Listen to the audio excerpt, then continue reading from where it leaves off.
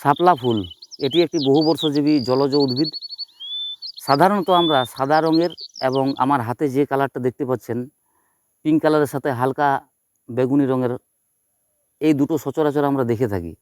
আরও দুটো কালার, একটা হলুদ হয় একটা নীল হয়, এ দুটো সচরাচর দেখতে পাওয়া যায় না। শাপলা ফুলের প্রত্যেকটা অংশ আমরা সবজি হিসেবে ব্যবহার করে থাকি।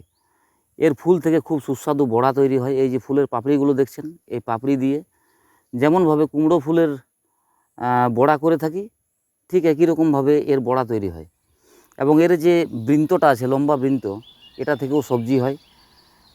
এর মাটির নিচে যে কন্দটা থাকে, এই কন্দ সেদ্ধ করে খাওয়া যায়।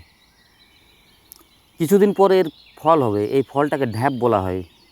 আর ঢ্যাপের ভিতরে যে বীজগুলো থাকে সেই বীজগুলো শুকনো করে সেটা থেকে খই তৈরি হয়, এটাকে ঢ্যাপের খই বলে। আমরা এটাকে সাধারণত শালুক ফুল বলে থাকি, কিন্তু এর নাম হচ্ছে শাপলা।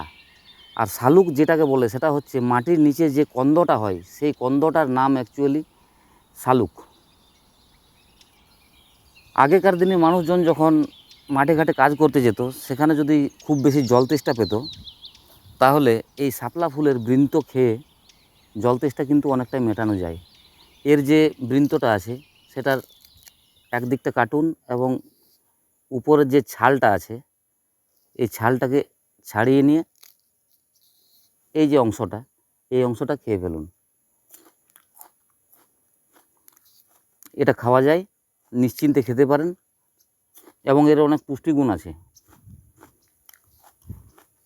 এটা খেলে আপনার অনেকটাই কিন্তু তেষ্টা মিটে যাবে।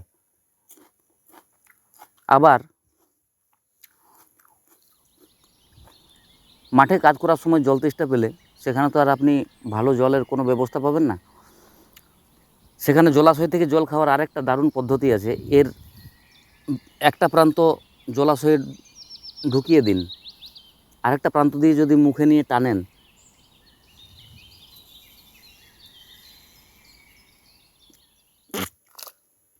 জলটা মুখে চলে আসছে এবং এই জলটা নিশ্চিন্তে পান করা যাবে। কারণ কি, এর মধ্যে জালিকার মতো এটা একটা জালিকার মতো একটা পাইপ।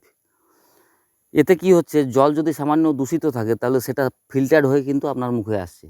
তবে আগেকার দিনে জলাশয়ের জল এতটা পলিউটেড ছিল না, তখন খাওয়া চলতো। এখন না খাওয়াই ভালো। কারণ কি, এখন খুব বেশি পলিউটেড, আপনার পেট খারাপ হতে পারে।